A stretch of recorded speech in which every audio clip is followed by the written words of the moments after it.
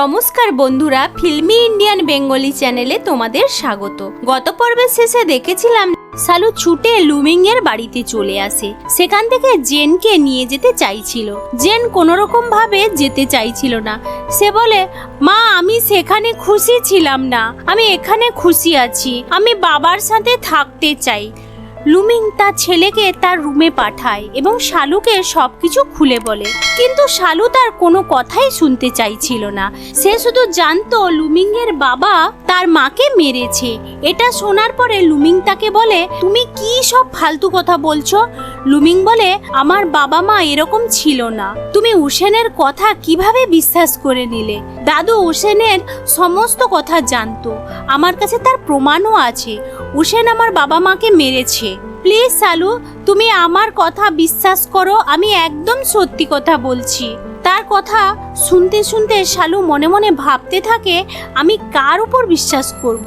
সে কোনো কিছুই ভেবে উঠতে পারছিল না। শালু খুব উদাস ছিল। সে বাড়ি গিয়ে মদ খেতে শুরু করে দেয়। সে বলতে থাকে, আমি লুমিং এর কাছ থেকে বদলা নিয়েছি, কিন্তু আমি এখনো দুঃখী আছি। কিন্তু কেন? এরপর লুমিং তার কাছে চলে আসে।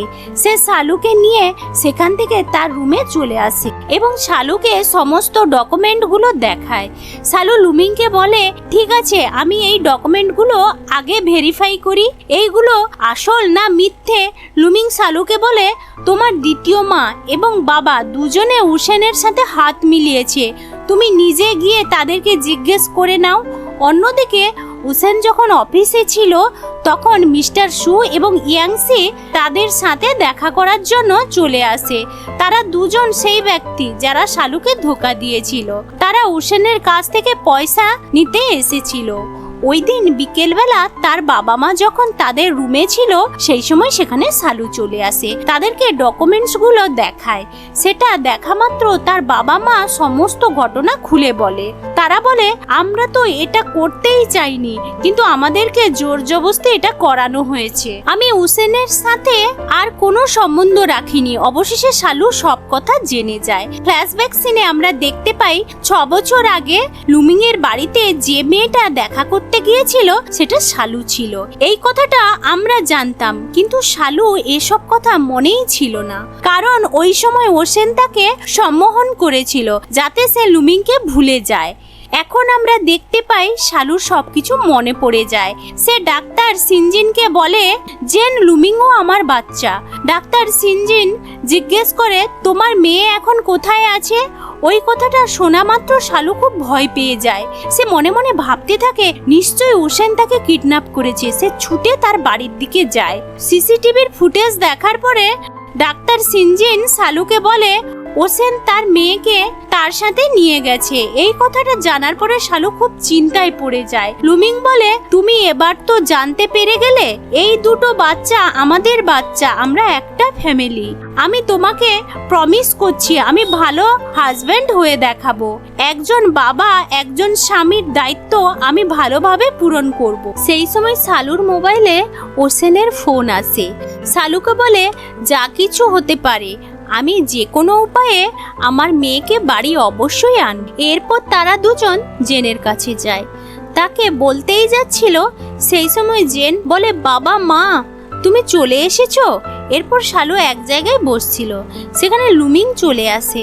তাকে বলে, তুমি চিন্তা করো না, আমি আমাদের মেয়েকে যে কোনো উপায়ে বাড়ি নিয়ে আসব। শালু রেগে যায়। সে চিৎকার করে বলতে থাকে, তুমি জানো ওই রাতের পরে কি হয়েছিল? আমি প্রেগনেন্ট হয়ে গেছিলাম। সেই দিন আমার বাচ্চা জন্ম নিল।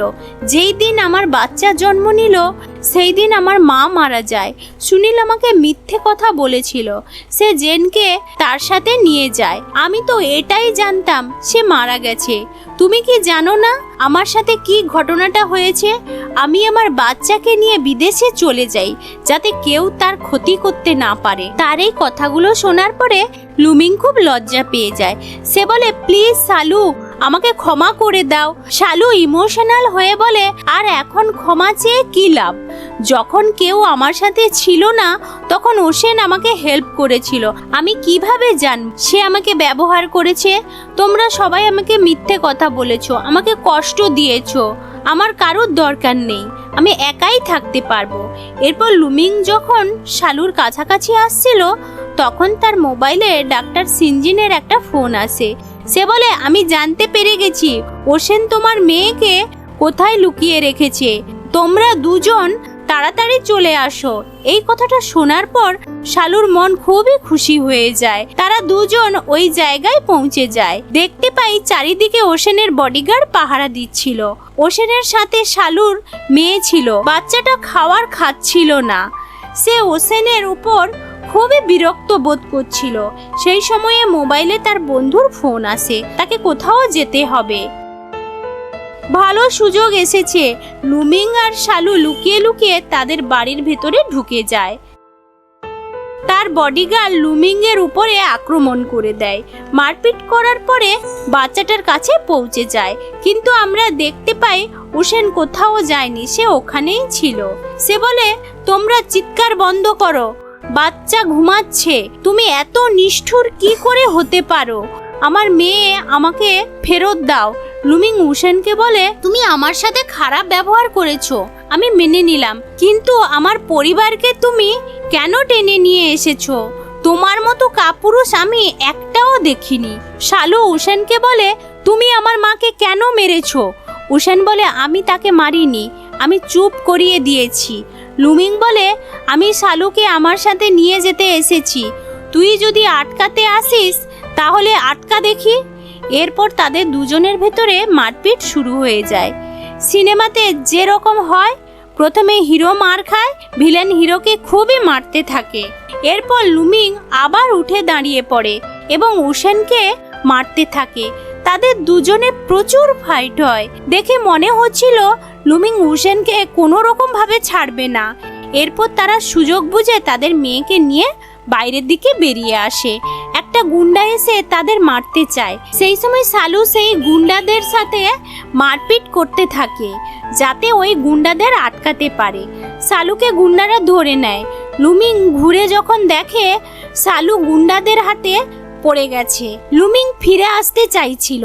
শালু তাকে বলে, তুমি এখান থেকে চলে যাও, আমাদের বাচ্চাটাকে কোনো রকম ভাবে বাঁচাতে হবে। লুমিং তার কথা মেনে নেয়। সে শালুকে সেখানে ছেড়ে দিয়ে বাচ্চাকে নিয়ে সেখান থেকে চলে যায়। অপরদিকে রুমে জেন এবং ডাক্তার সিনজিন ছিল। সেখানে লুমিং এবং তার মেয়ে চলে আসে। তার বাবাকে বলে, মা কোথায়? লুমিং এর মেয়ে বলে, মাকে ওই খারাপ লোকটা কিডন্যাপ করে নিয়েছে। লুমিং তার ছেলেকে বলে, বাবু একদম চিন্তা করার দরকার নেই, আমি যে করে হোক ফিরিয়ে আনবো। এরপর লুমিং ডাক্তার সিনজিনকে বলে, আমি মিটিংয়ে যাচ্ছি, তুমি শালুকে বাঁচাতে আমাকে সাহায্য করো। শালুকে ওশেন কিডন্যাপ করে নিয়েছিল। ওশেন শালুকে বলতে থাকে, আমার পুরো ছেলেবেলাটা এই ঘরেতে কেটেছে, আমি 10 বছর এখানে ছিলাম, আমার মা আমাকে এখানে বন্ধ করে রাখতো, কোথাও যেতে দেয়নি, সেই জন্য আমার মা অসুস্থ হয়ে যায়। সে আমার সামনে তার নিজের জীবনটা নিয়ে নেয়। তুমি বলো, এত কিছু হয়ে যাওয়ার পরে আমি সেতু ফ্যামিলিকে কেন ঘৃণা করব না? আমি লুমিং এর বাবা মাকে মারতে চেয়েছিলাম, কিন্তু তোমার মা সামনে চলে আসে, আফসোস তার জীবনটাও চলে যায়।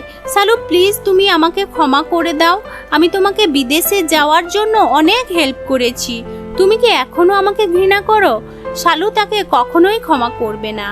সে ওশেনকে বলে, তুমি এক্ষুনি পুলিশ স্টেশনে যাও এবং নিজেকে সারেন্ডার করো। এই কথাটা শোনার পর ওশেন মনে মনে বুঝতে পেরে যায় ওই মেয়েটা কোনো রকম ভাবে আমাকে তার কাছে ঘেঁষতে দেবে না, তার থেকে আমি এর বদলাটা নিয়েই নেই।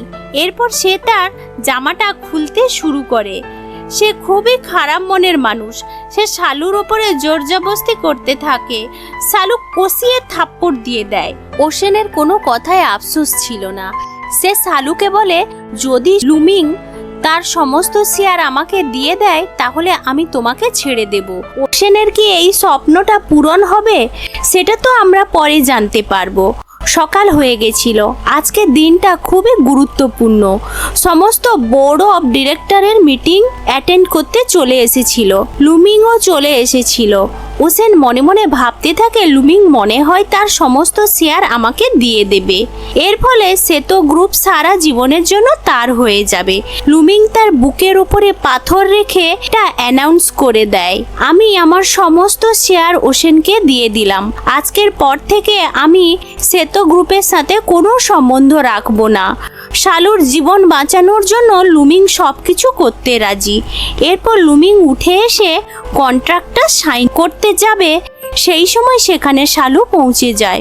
ওসেন তাকে দেখে অবাক হয়ে যায়, ডক্টরকে নিয়ে তার কাছে চলে আসে। এরপর তারা একে অপরকে জড়িয়ে ধরে। লুমিং ডাক্তার সিনজিনকে ধন্যবাদ জানায়। শালু ওখানে বসে থাকা সমস্ত বোর্ড অফ ডিরেক্টরকে বলতে থাকে, দাদু উইলে স্পষ্ট লেখা আছে দাদু তার সমস্ত সম্পত্তি লুমিংকে দিয়ে গেছে। ওসেনের খেল খতম হয়ে গেছে, সে সবার সামনে ধরা পড়ে গেছে, তার বেঁচে থাকাটা খুবই মুশকিল হয়ে গেছে। শালু সমস্ত কিছু ঘটনা পুলিশকে বলে দেয়, তারা যে কোনো মুহূর্তে ওখানে পৌঁছে যেতে পারে। ওসেনের অবস্থা খারাপ হয়ে যায়, সে ভয়ে কাঁপতে থাকে। পুলিশ চলে আসে। ওসেন, শালুর বাবা মা, সুনীল এবং তার মাকে পুলিশ ধরে নিয়ে চলে যায়। তারা সবাই তাদের কুকর্মের সাজা পেয়েছে। পরের সিনে আমরা দেখতে পাই শালু এবং লুমিং তারা দুজন খুবই খুশি ছিল। এরপরে জেন এবং শুল্লু তারা দুজনে ছুটতে ছুটতে তাদের কাছে চলে আসে। ডাক্তার সিনজিন সেখানে ছিল। জেন বলে, বাবা আমি তোমাকে যেভাবে বলছি তুমি সেইভাবে করো, এবার যেন কোনো মিস্টেক না হয়। এরপরে জেন তার বাবার হাতে একটা আংটির বক্স ধরিয়ে দেয়। লুমিং শালুর সামনে হাঁটু গেড়ে বসে যায়। পরিবেশটা থমথমে হয়ে যায়, রোমান্টিক মুহূর্তের সৃষ্টি হয়। সে বলে, শালু আমি তোমাকে অনেক কষ্ট দিয়েছি, আমি যা কিছু করেছি সব কিছু ভুলে যাও, তুমি আমাকে আর একটা সুযোগ দাও। শালুর মনের ভেতর থেকে খুবই খুশি ছিল। ডাক্তার সিনজিন পাশে দাঁড়িয়েছিল। সে শালুকে বলে, বন্ধু তুমি লুমিংকে আর একটা সুযোগ দিতেই পারো, এ তোমাকে সত্যিকারে ভালোবাসে। এরপর লুমিং শালুকে জিজ্ঞেস করে, তুমি আমাকে বিয়ে করবে? শালু বলে হ্যাঁ। লুমিং ওখান থেকে আংটিটা বার করে শালুর আঙুলে পরিয়ে দেয়। শুল্লু এবং জেন দুটো বাচ্চা খুবই খুশি ছিল, কিন্তু ডাক্তার সিনজিন খুশি ছিল না, সে খুব দুঃখী ছিল। স্কুল জীবন থেকে সে শালুকে পছন্দ করত, কিন্তু আফসোস মেয়েটা তার হলো না। সবই ভাগ্য, ভাগ্যকে কেউ কি খণ্ডাতে পারবে? ডাক্তার সিনজিন সেখান থেকে চলে যায়। দাঁড়িয়ে থেকে কোনো লাভ হতো না। জেন বলে, মা তুমি চিন্তা করো না, বাবা যদি তোমাকে বিরক্ত করে তাহলে দেখবে বাবার কি অবস্থা করি। এরপর শালুকে ডাক্তার সিনজিনের সাথে দেখতে পাই। শালু তাকে ধন্যবাদ জানায়। সে বলে, কিসের জন্য ধন্যবাদ? আমি সবসময় চাই তুমি খুশি থাকো, আমাকে এবার যেতে হবে। এটাই ছিল তাদের শেষ মিটিং। বাড়িতে লুমিং ল্যাপটপটা নিয়ে বসে আছে, কিন্তু তার কাজে কোনো রকমভাবে মন লাগছিল না। সে ল্যাপটপ বন্ধ করে শালুর রুমের ভেতরে ঢুকে যায়। শালু বই পড়ছিল। তাদের রোমান্স শুরু হয়ে গেছে। এ বাবা, এ কি হলো? পর্দার পেছনে জেন আর শুলু দুজনে লুকিয়েছিল। লুমিং জেনকে বলে, তোমরা দুজন এখানে কি করছো? জেন বলে, বাবা আমার একটা ভাই চাই। লুমিং বলে, ঠিক আছে তোমরা যাও, বাইরে গিয়ে খেলো, আমাদের কাজ করতে দাও। 1 বছর পরে দেখতে পাই শালু একটু মোটা হয়ে গেছে। আরে বাপরে, শালু প্রেগনেন্ট! জেনের ইচ্ছেটা পূরণ হলো। লুমিংকে দেখে খুবই খুশি মনে হচ্ছিল। মনে হয় সে সিওর পদটা ছেড়ে দিয়েছে। বাড়িতে থেকে সে শালুর খেয়াল রাখ এবং ঘরের সমস্ত কাজকর্ম করত। তার স্ত্রীর ব্যবসাটা সে ভালোভাবে দেখছিল। শালু যখন সিঁড়ি থেকে নিচে নামছিল, লুমিং তাকে বলে, ডার্লিং তুমি আস্তে আস্তে সিঁড়ি দিয়ে নামো, 7 মাস হয়ে গেছে আর 2 মাস বাকি আছে। লুমিং তাকে বলে, ডার্লিং তুমি ব্রেকফাস্টটা খেয়ে নাও, আমি তোমাকে অফিস যেতে দেব না। কিন্তু শালু কোনো কথা না শুনে খাবার না খেয়ে বেরিয়ে পড়ে। লুমিং তার পিছু পিছু যায়। লুমিং যেন আরও রোমান্টিক হয়ে গেছিল। সে বলে, দেখি আমার বাবুসোনা কেমন আছে। সেই সময় সেখানে শুলু এবং জেন চলে আসে। জেন বলে, মা আমার ভাই এখনো পেটে কেন আছে? কবে বাইরে আসবে? শালু বলে, ইচ্ছে হলে খুব তাড়াতাড়ি আসবে। তুমি এবার খেলতে যাও, আমাকে অফিসে যেতে দাও বাবা। তাড়াহুড়োতে যেতে গিয়ে পা পিছলে সে পেছনের দিকে উল্টে পড়ে যাচ্ছিল। এরপরে কি হলো আমাদেরকে আর দেখানো হয় না। আপনাদের কি মনে হয়, শালু কি নিচে পড়ে গেছে না তাকে কেউ ধরে নিয়েছে? বন্ধুরা, তোমাদের এই ড্রামাটা কেমন লাগলো আমাকে কমেন্ট করে জানাও। যদি চ্যানেলটাকে সাবস্ক্রাইব করোনি তাহলে প্লিজ চ্যানেলটা সাবস্ক্রাইব করে দাও এবং পাশে থাকা বেল আইকনটা প্রেস করে দাও। দেখা হচ্ছে নতুন রোমান্টিক লাভ স্টোরি নিয়ে। ততক্ষণ আমার সাথে থেকো। এই ড্রামাটা দেখার জন্য তোমাদেরকে অসংখ্য ধন্যবাদ।